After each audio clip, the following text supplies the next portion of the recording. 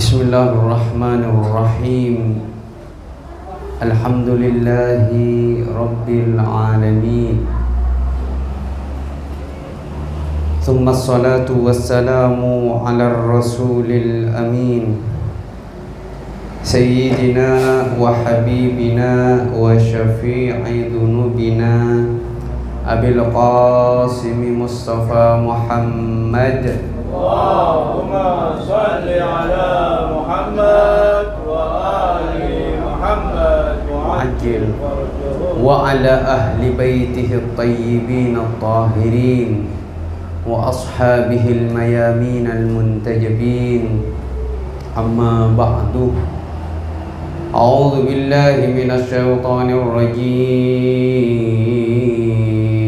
Bismillahirrahmanirrahim. Sallallahu alayka ya sayyidi wa ya maulaya ya Rasulullah.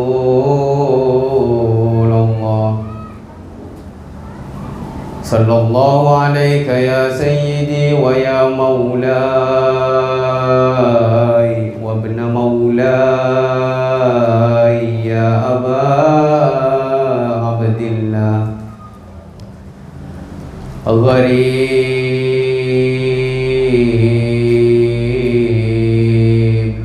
ya mazlum bi Karbala, ma khaba man tamassaka bikum wa amina man laja'a ilaykum. Tibtum wa tabatil ardu allati fiha dufintum wa fustum wallahi fawzan azima. Ya laytana kunna ma'akum sadati wa nafuzu fawzan azima. Qala Allah ta'ala fil Qur'anil Karim. A'udzu billahi minasy syaithanir rajim. Bismillahirrahmanirrahim. Huwallazi arsala rasulahu bil huda wa dinil haqq liyudhhirahu 'alad dini kullihi walau karihal kafirun. Wa qala aidan, qala Allah ta'ala: La tahsabanna alladhina qutilu fi sabilillahi amwata bal ahya'un 'inda rabbihim yurzaqun. Qala Rasulullah sallallahu alaihi wa alihi wasallam: Innal Husain misbahul huda wa safinatun najah. Wa qala aidan: Innal Husain Husainun minni wa ana min Husain. Ahabballahu man ahabba Husaina wa abghadallahu man abghada Husaina. Wa qala al-Imam al-Husain alaihi salam fi yawmi Ashura wa qabla khuruji ila Karbala qala inni lam akhruj asiran wala bataran wala mufsidan wala zalima, innama kharajtu li talabil islahi fi ummati jaddi Rasulillah sallallahu alaihi wa alihi wa وسلم لطلب الإصلاح في أمة جدي وشيعة أبي علي بن أبي طالب عليه السلام فمن قبلني بقبول الحق فالله أولى بالحق ومن رد هذا فالله يحكم بيني وبين القوم بالحق إنه خير الحاكمين. أيها الإخوة والأخوات أقول لكم السلام عليكم ورحمة الله وبركاته. وعليكم السلام ورحمة الله وبركاته. نوروا مجالسكم بالصلاة على محمد وآل محمد. اللهم صل على محمد وآل محمد. ارفعوا أصواتكم بالصلاة على محمد وآل محمد. اللهم صل على محمد وآل محمد. وزينوا مجالسكم بالصلاة على محمد وآل محمد. اللهم صل على محمد وآل محمد. Segala puji bagi Allah Subhanahu wa Ta'ala yang masih memberikan nikmat, memberikan kenikmatan sempat untuk hadir pada malam-malam azza ini. Salawat serta salam kita curahkan kepada baginda Nabi Muhammad sallallahu alaihi wa alihi wasallam. Ayyuhal ikhwal akhwat, saya ingin membawakan satu hadis dari Rasulullah sallallahu alaihi wa alihi wasallam, yang mana hadis ini mungkin kebanyakan dari antum telah menghafalnya. Rasulullah sallallahu alaihi wa alihi wasallam bersabda, "Innal Husain misbahul huda wa safinatun najah." Ayyuhal ikhwal akhwat, setiap manusia apabila berjalan baik di daratan maupun di lautan, apabila berjalan di lautan di malam hari, di kegelapan malam, maka dia akan membutuhkan sebuah lentera untuk menerangi jalannya dan supaya mulus jalannya, tidak ada rintangan. Dan apabila manusia tidak berjalan di lautan, di daratan, mungkin melakukan perjalanan dari satu tempat ke tempat yang lain, maka yang dia butuhkan adalah sebuah kendaraan yang namanya as-safinah dalam bahasa Arab, kapal. Namun ketika ditransfer ke bahasa Indonesia, bahasanya banyak. Ada yang namanya sampan, ada yang namanya perahu, ada yang namanya kapal, ada yang namanya feri dan lain sebagainya. Intinya adalah bahtera untuk menyeberang dari satu tempat ke tempat yang lain. Dan Rasulullah Shallallahu Alaihi Wasallam memberikan simbol, memberikan tanda bahwa Al-Husain alaihi salam adalah dua simbol. Pertama adalah lentera untuk kita berjalan pada malam kegelapan. Dan yang kedua, apabila kita ingin menyeberangi satu tempat, dan Al-Husain adalah bahteranya. Kenapa Rasulullah Shallallahu Alaihi Wasallam memberikan simbol itu?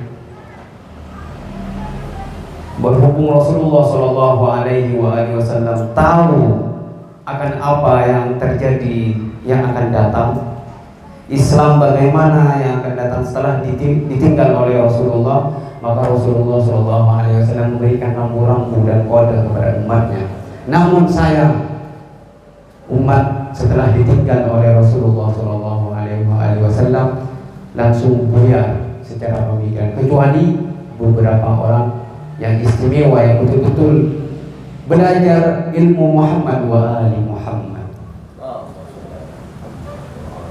Ayyuhal ikhwal akhwat, saya setelah menyampaikan hadis barusan, innal Husain misbahul huda wa safinatun najah, kita berusaha mengkorelasikan, menyamakan antara ayat yang disampaikan tadi, huwallazi arsala rasulahu bil huda wa dinil haq liyudhhirahu 'ala ad-din kullih walau karihal kafirun. Dia Allah Subhanahu wa taala, Zat yang maha segala-galanya, yang telah mengutus Rasulullah sallallahu alaihi wasallam bil huda, dengan petunjuk, wa dinil haq, dan agama yang benar, liyudhhirahu 'ala ad-din kullih, supaya bisa menampakkan atas agama-agama yang walau karihal kafirun, walau orang-orang kafir itu tidak suka atas agama yang dibawa Nabi Muhammad sallallahu alaihi wasallam.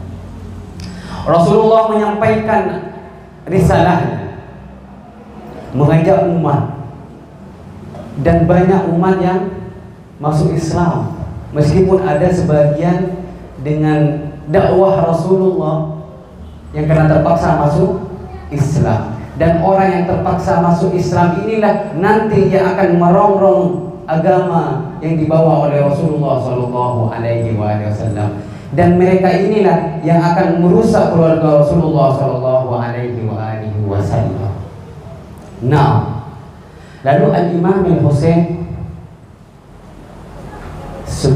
sebelum keluar menuju perjalanan kepada, beliau berkata seperti ini, inni lam akhruj asiran wala batara wala mufsidan wala zalima. Beliau sebelum berkata seperti ini disamperin oleh keluarganya, ya Husain, kamu tidak perlu menuju Irak, kamu tidak perlu ke sana, nanti kamu ujung-ujungnya kamu itu meninggal di sana. Tidak usah. Sebisa mungkin yuk cari jalan gimana cara supaya kamu selamat. Langsung Imam Husain menjawab, inni lam akhruj asiran wala batara wala mufsida wala zalima.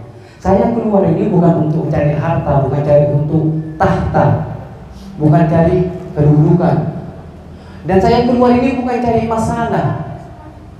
Dan saya keluar itu bukan ingin berbuat zalim, tidak. Innama kharajtu li talabil islahi fi ummati jaddi. Saya keluar ini melangkahkan kaki dari Madinah menuju Makkah, dari Makkah menuju Irak, Karbala, li talabil islah, untuk memperbaiki umat kakekku dan umat bapakku. Siapa? Ali bin Abi Thalib yang ada di Kufah. Karena salah satu motivasi Al-Imam Al-Husain menuju Irak itu atas permintaan orang-orang Kufah supaya datang ke Kufah, karena mereka ingin terlepas dari belenggu hukum-hukum Bani Umayyah, aturan-aturan Bani Umayyah.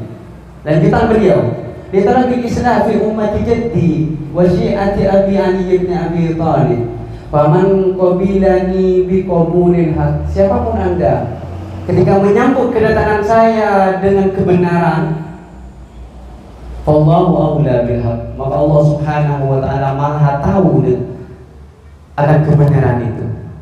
Wa man radda ala hadza, apabila engkau wahai umat menolak atas kedatanganku, wallahu yahkumu baini wa bainal qaumi bil haq, maka Allah yang menjadi hukum bagi kalian.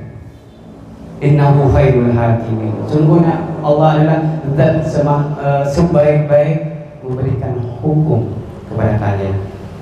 Ayyuhal ikhwah, mari kita membaca harokah pergerakan Al-Imam Al-Husain alaihi salam.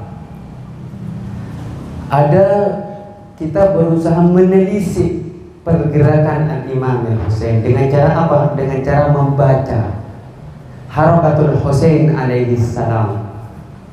Ada dua pembacaan yang harus kita telisik dengan seksama.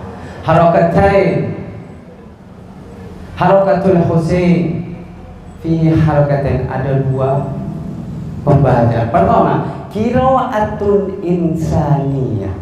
Pergerakan Al-Husain itu adalah dengan gerakan kemanusiaan. Yang kedua, yang bisa dilihat dari sisi pergerakan Al-Imam Al-Husain adalah qiraatun ideologiyah atau qiraatun diniyah. Pertama adalah gerakan kemanusiaan, dan yang kedua gerakan agama, motivasi agama. Lalu apa gerakan insaniyah itu? Qiraah insaniyah itu apa? Seorang Ayatullah Al-Uzma As-Sayyid Munir Al-Khabbas, beliau menjelaskan seperti ini. Qira'atul insaniyah hiya allati qara'aha al-mustasyrikun alladzina la yu'minuna bil Husain imamun aw rajulu dinin aw sahibu risalatin samawiyah. Qira'ah insaniyah, pergerakan kemanusiaan yang dibawakan oleh Al-Imam Al-Husain itu yang dibaca oleh al-mustasyrikun, oleh orang-orang yang tidak percaya akan Al-Imam Al-Husain, bahwa Al-Imam Al-Husain itu adalah seorang imam, dan Imam Husain itu adalah seorang pemimpin agama yang melanjutkan estafet risalah Muhammad wa ali Muhammad. Jadi orang yang tidak mempercayai Al-Imam Husain menyandang gelar itu, maka melihat dan membaca gerakan Al-Imam Husain itu hanya sebatas gerakan manusia biasa. Seperti itu. Maka orang-orang yang berpemahaman seperti ini ada tiga pendapat. Ada tiga pendapat. Di antaranya orang-orang yang berpemahaman seperti ini adalah orang-orang Buddha, Al-Budiyun, orang-orang Buddha, Al-Masihiyun, di antaranya ada orang-orang yang beragama Kristen. Di antaranya juga Al-Konghucu. Di antaranya juga adalah orang yang beragama Hindu. Mereka juga memiliki pemahaman tentang Al-Imam Al-Husain, tapi bukan dari sisi qiraat ideologia atau qiraat diniyah, bukan. Akan tapi pembacaannya qiraat insaniyah. Apa pendapat mereka? Pendapat mereka yang pertama adalah annal Husaina kharaja li talabi sultan. Mereka, pandangan mereka bahwa Al-Imam Al-Husain keluar dari Madinah menuju Mekah hingga akhirnya Karbala itu, Imam Husain itu, Husain menurut mereka keluar itu hanya mencari kedudukan. Kenapa mereka bilang seperti itu? Karena memang ada perjanjian antara Al-Imam Al-Hasan dengan Muawiyah yang dinamakan sulh. Diberikan jabatan itu oleh Al-Imam Al-Hasan kepada Muawiyah, tapi setelah kamu meninggal dunia, maka jabatannya harus dikembalikan kepada Al-Imam Al-Husain. Nah, mereka berpandangan bahwasannya Al-Imam Al-Husain keluar dari Madinah menuju Mekah lalu ke Karbala seakan-akan ingin mencari kedudukan. Pandangannya seperti itu.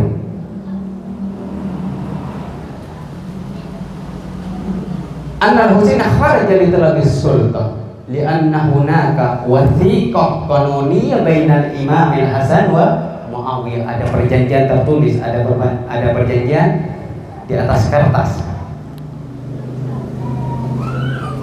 Annal amra yusallamu ala Muawiyah fa idza hadatsa bihi hadatsun yarji'ul hukmu ila al-Imam Al-Hasan summa Imam Al-Husain. Sebuah perjanjian penyerahan dari Al-Imam Hasan kepada Muawiyah, tetapi kalau ada sebuah kejadian atau Muawiyah meninggal, maka hal itu dikembalikan kepada Al-Imam Hasan. Kalau Imam Hasan meninggal, maka harus dikembalikan kepada Al-Imam Husain. Itu pembacaan mereka, orang yang berpemahaman bahwa pergerakan Al-Imam Husain itu hanya sebatas kemanusiaan. Seakan-akan Al-Imam Husain itu hanya mencari kedudukan, hanya mencari harta, hanya ingin mencari empati, seakan-akan seperti itu. Yang kedua, pendapatnya mereka, Annal Husaina khaba harakatan didda dzulmi wa didda tughyan harakatun wa laysat thawrah. Menurut mereka, pergerakan Al-Husain itu menentang orang-orang yang zalim dan menentang pemimpin-pemimpin tiran itu hanya sebatas gerakan biasa, bukan revolusi, bukan thawrah, kata mereka. Kenapa? Kok mereka bilangnya hanya sebatas gerakan biasa, bukan thawrah, bukan revolusi? Fi ilmil ijtima', dalilnya mereka, karena menurut ilmu sosial, seorang revolusioner itu ketika melakukan revolusi pasti memiliki massa banyak, ribuan, ratusan ribu, jutaan. Sehingga dengan banyaknya massa itu mereka memberikan semangat kepada mereka dan mereka terbakar semangatnya sehingga melawan kezaliman. Sedangkan Al-Husain masanya berapa? Kurang lebih 72 orang. Sehingga tidak ada yang disebut harokah, thawrah atau revolusi, kata mereka. Karena masanya tidak memenuhi syarat. Itu pendapat kedua orang yang berpemahaman bahwa pergerakan Al-Husain itu hanya sebatas gerakan insani, gerakan manusiawi. Yang kedua, ini menurut pemikir sebagian orang-orang Masehi, orang-orang Kristen.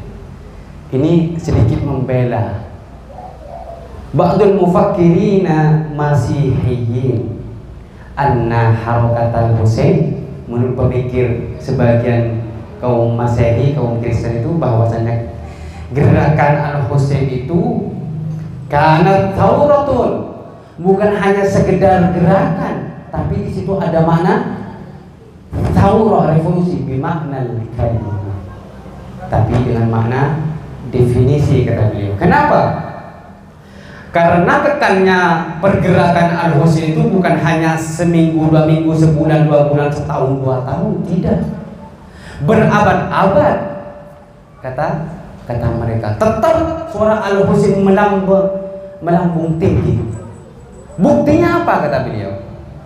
Bukti bahwa suara Al-Husain itu langgeng setelah Al-Husain syahid, setelahnya disusul berbagai peristiwa. Peristiwa apa? Sauratul Tawwabin, revolusi yang dipimpin oleh orang-orang yang bertaubat dari kalangan Kufah. Yang kedua, Saurah yang kedua, Sauratul Mukhtar, revolusi yang dikomandoi, yang dipimpin oleh Al-Mukhtar. Itu adalah bukti bahwa Sautul Husain itu bukan hanya sekedar gerakan biasa, tapi adalah revolusi, kata mereka. Yang ketiga, Saurah yang ketiga setelah Al-Imam Al-Husain, Sauratul Zaid bin Ali, revolusi yang dipimpin oleh Zaid bin Ali. Dan yang keempat, revolusi Sauratul Husain bin Ali, Sahibu Maqartil Fakh, adalah revolusi yang dipimpin oleh Al-Husain bin Ali, sang pemilik perang Al-Fakh namanya. Terus apa lanjutannya? Revolusi selanjutnya dari gerakan Al-Imam Al-Husain. Gerakan demi gerakan silih berganti tumbuh sampai ila yaumina hadza, sampai hari ini.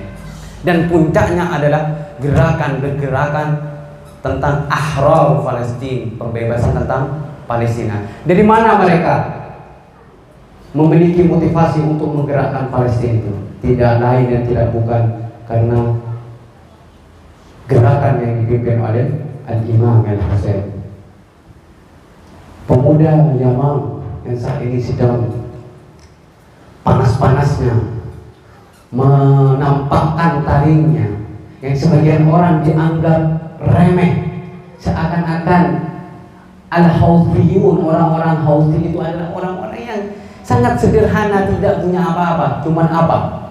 Sekarang dunia terbelalak dengan gerakan para Houthiyun, para orang-orang yang Houthi, dengan teknologinya yang begitu canggih, dengan keberaniannya, sehingga apa? Kapal-kapal milik Amerika, milik Inggris, milik Israel di bumi hanguskan oleh orang-orang Houthi. Semangat mereka mengambil dari mana? Tak lain tak bukan karena gerakan Al-Imam Al-Husain. Dan apabila kita juga melihat gerakan-gerakan yang ada di Irak, Al-Hasdus Sya'bi, gerakan rakyat yang dipimpin oleh Sayyid Ali Sistani, melalui fatwanya sehingga terbentuk Al-Hasdus Sya'bi yang ada di Lebanon dan di mana-mana, dan juga di Palestina itu sendiri, yaitu gerakan Al-Hamas. Mereka dapat support dari siapa? Dari kawan-kawannya ini. Dan mereka dapat support dari mana? Fi Darsil Husain. Semua bermuara pada pembelajaran Al-Imam Al-Husain.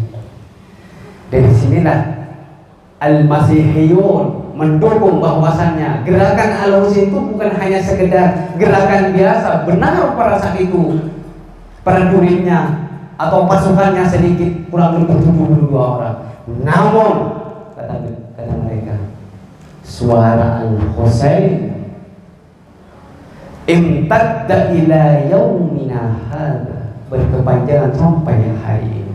Teriakan Al-Imam Al-Husain pada saat itu, hal min nasirin yansuni, itu sampai pada hari ini. Adakah yang mau menolong saya, kata Al-Imam Al-Husain? Ternyata seruan beliau itu dijawab oleh abna Imam Zaman alaihi salam, pengikut Imam Zaman alaihi salam.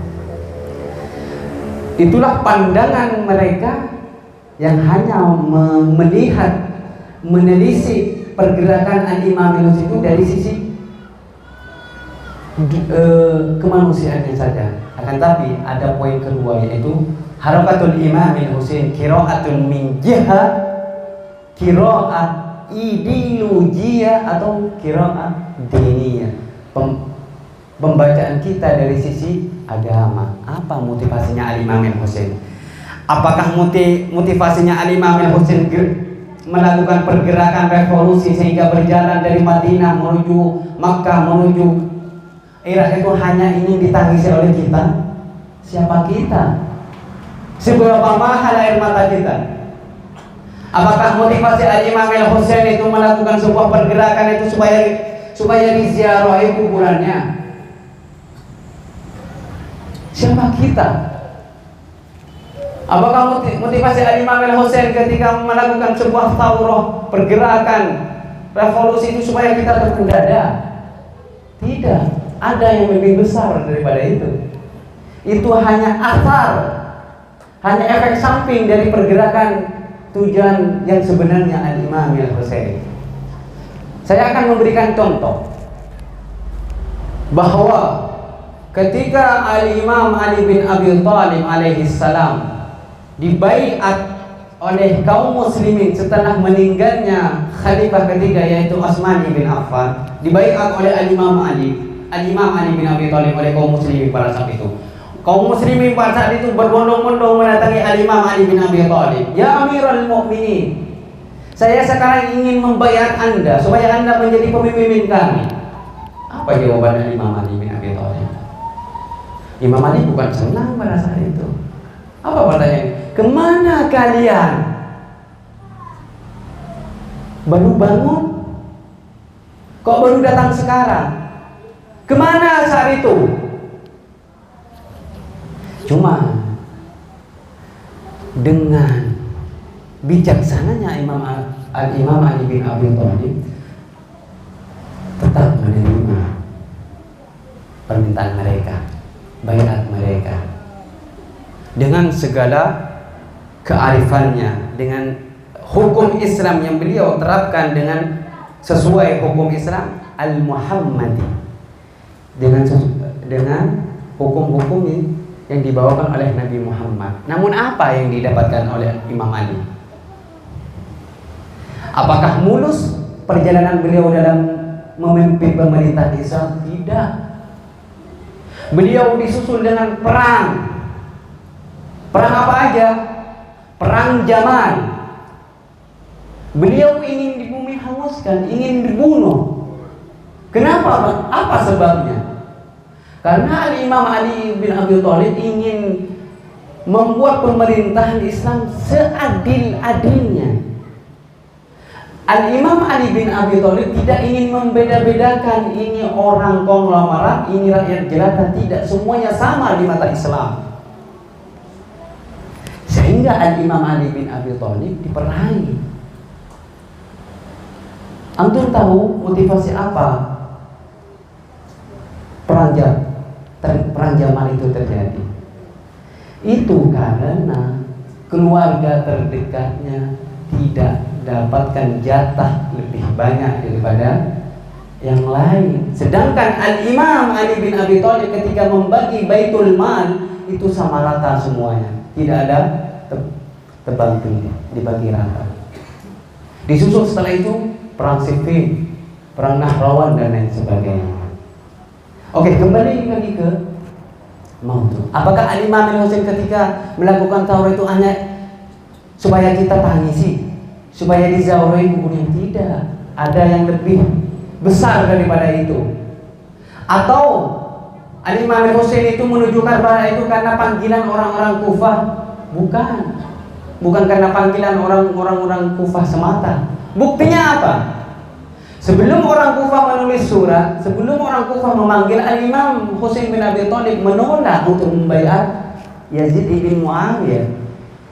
Kalau alasannya karena dipanggil oleh orang-orang Kufah, sungguh tidak makbul, tidak masuk akal. Apa landasan utamanya Al-Imam Al-Husain menuju Karbala?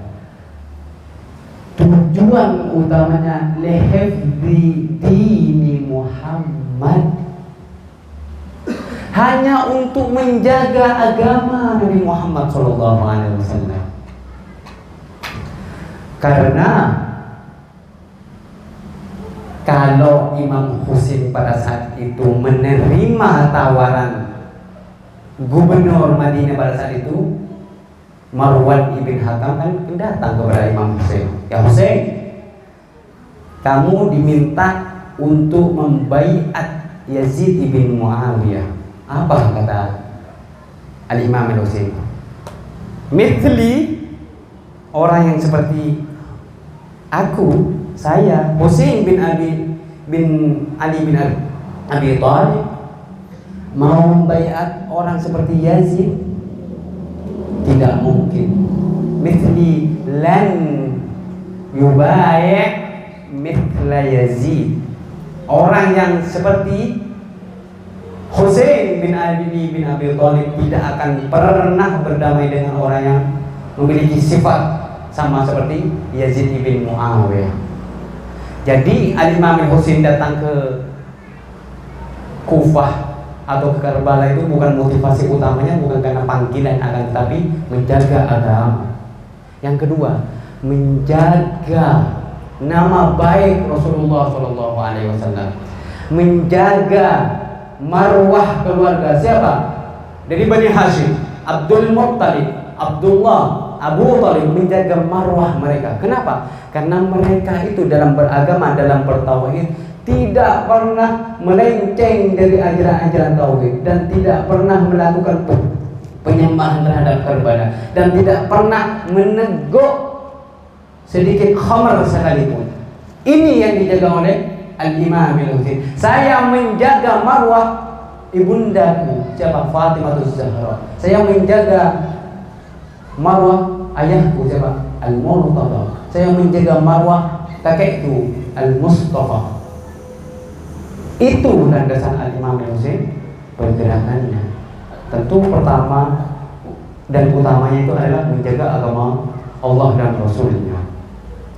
Ala Nabi wa alihi salawat. Allahumma salli ala Muhammad Wa ali Muhammad wa ajil farajah. Terakhir ini insyaallah tidak lebih. Saya tidak mau berpanjang lebar. Yang penting paham. Masuk di pikiran, masuk ke kuping, masuk ke pikiran, dan masuk ke hati, masuk ke kalbu, dan diamalkan.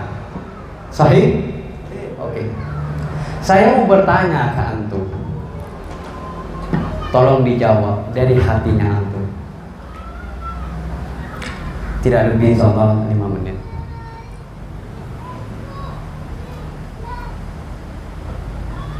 Antum sekarang berikrar tidak sebagai pecinta Al-Imam Al-Husain? Berikrar? Sungguh? Kok masih ragu? Sungguh? Oke.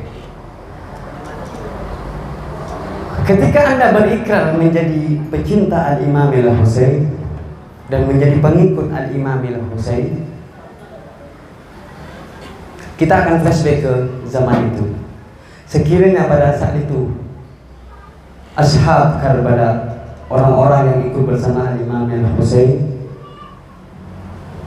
leha-leha yang mau berperang, atau ketika Imam Al-Husain alaihissalam, hal min nasirin yansuruni, adakah di antara kalian yang mau menjadi penolongku?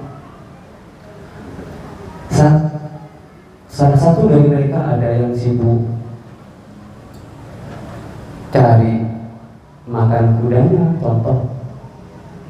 Ada yang sibuk masih mau memperbaiki pelana kudanya. Atau ada yang masih sibuk dengan anak keluarganya. Kira-kira akan terjadi tidak perangkap balai? Mustahil akan terjadi. Kenapa terjadi perangkap bala itu? Karena mentalnya siap untuk menjadi pengikut Abu Abdillah Al-Husain. Jiwa, raga, harta, waktu dipersembahkan untuk Al-Imam Al-Husain, sehingga terjadi perangkap berbeda dan siap perang bersama Abu Abdillah Al-Husain. Sekali lagi saya tanya, benarkah kita menjadi pecinta Abu Abdillah Al-Husain? Nyun sewu, mohon maaf yang sebesar-besarnya ini. Saya tidak bermaksud ingin memupuk. Yuk kita lebih perhatian terhadap waktu. Al-waqt kalau bahasa Arab.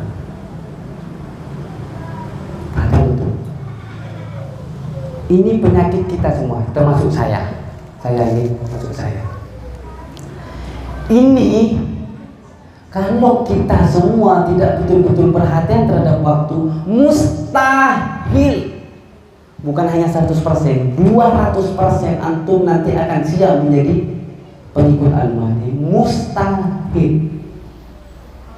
Saya akan pastikan, bukan saya ini yahanu, kalau bahasa Jamannya kan yahanu, sok-sokan, tidak. Saya serius. Sejarah membuktikan waktu itu ketika Al-Imam Ali bin Abi Thalib, pusat pemerintahannya di Kufah, mengajak presiden, ya ashabi, wahai pengikutku, yuk perang. Apa jawaban mereka? Sebagian, bukan kebanyakan, sebagian. Ya Imam, sekarang musim panas, ya Imam, kepanasan saya. Ya khair, kalau bahasa jam'ahnya ya khair. Di musim dingin oleh Imam diajak lagi, ya ashabi, wahai pengikutku, yuk perang. Ya Imam, sekarang musim dingin, ya Imam, minus 1 derajat ya Imam. Gimana kalau nanti pas mulai memasuki musim panas? Ini sejarah dan ini terbukti. Dan jangan sampai sejarah ini terulang pada kita, terutama kepada jiwa saya, kepada pribadi saya pribadi. Jangan sampai terulang ya. Yuk, ansahtu nafsi wa iyyakum, saya memberikan nasihat untuk diri saya pribadi dan untuk yuk betul-betul perhatian terhadap waktu. Tahaddus bin ni'mah, bukan saya ingin membanggakan diri saya, bukan. Saya bersama kawan-kawan tadi kan ke pondok, jemput anak pesantren kilat. Sekitar jam berapa tadi datang? Bukan saya tidak ada kerjaan, saya beraktivitas sebentar. Ya merebahkan badan sebentar. Cuman saya berkomitmen untuk malam-malam Asyura, bahkan acara-acara maksumin secara umum, Saya berkomitmen kecuali dalam keadaan darurat. Sebelum maghrib itu saya sudah ready, sudah siap. Itu saya pribadi. Kalau itu baik menurut antum silahkan ditiru. Kalau itu tidak baik jangan ditiru. Terlebih lagi bulan Muharram. Saya tadi pagi itu, tadi siang itu datang dari sana beraktivitas sebentar. Jam 5 itu saya sudah mandi. Sudah ready, pakai sarung. Kebetulan pakai gamis. Saya minta tolong istri, tolong ambilkan gamis. Kalau masih kucek tolong disetrika. Mempersiapkan semuanya. Maghrib tinggal nunggu waktu sebentar saya sholat, langsung berangkat. Begitu juga malam-malam sebelumnya ketika saya keliling safari. Ini bukan saya ingin membanggakan saya, tidak ini. Bukan dalam rangka riak, tidak. Kalau ini baik, silahkan ditiru. Yuk kita berubah bersama-sama. Saya tidak. Kasihan ya akhi, tadi yang baca mulai tawassul, pembacaan Yasin, pembacaan ziarah kepada Sayyidah Fatimah, bahkan di awal-awal saya itu tidak ada orang sama sekali kecuali 3 orang. Kef ammi ya khoy, kata Arabnya. Ya khoy, apa kata Imam Zamana? Pernah suatu waktu saya ngisi sebelum ini, saya kan pernah ngisi di sini. Acara mau dimulai, banner masih belum siap. Akhirnya siapa yang masang? Pak Hasan, dibantu istri beliau. Ya saya membantu sedikit. Ya Bu ye, kata orang ini. Apa ini?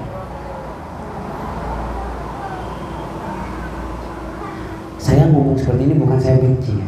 Bukan saya temperamen, no. Kalau saya bukan temperamen tidak. Cuma saya ini pribadi yang disiplin waktu. Antum tanya ke murid-murid saya ketika saya ngajar di pondok. Tanyakan kalau di sini pernah ada yang saya ajar waktu di pondok dulu. Murid sebelum datang saya nunggu di depan pintu. Itu saya. Kalau itu baik silahkan ditiru. Kalau tidak baik silahkan jangan. Itu apa? Itu komitmen ya akhi. Karena yang kita tunggu itu imam zaman, bukan orang sembarangan ini. Nanti antum ya hamu, kalau ada slogannya. Nanti kalau imam zaman datang saya memesan AK-47. Saya akan rudal itu orang. Mustahil. Kalau bahasa orang Madura kan gini Pak ya. Keruduk mungkin tidak ada, itu menandakan tanda ojen. Ya. Keruduk mungkin tidak ada, menandakan ojen berlatih. Itu. Jadi kita jangan berslogan bermuluk-muluk. Buktikan dengan perilaku. Buktikan dengan tindakan. Ya amin. Apa sih kesibukan antum? Ya mungkin saya tidak menafikan kesibukannya antum. Ya akhi, saya matikan saya.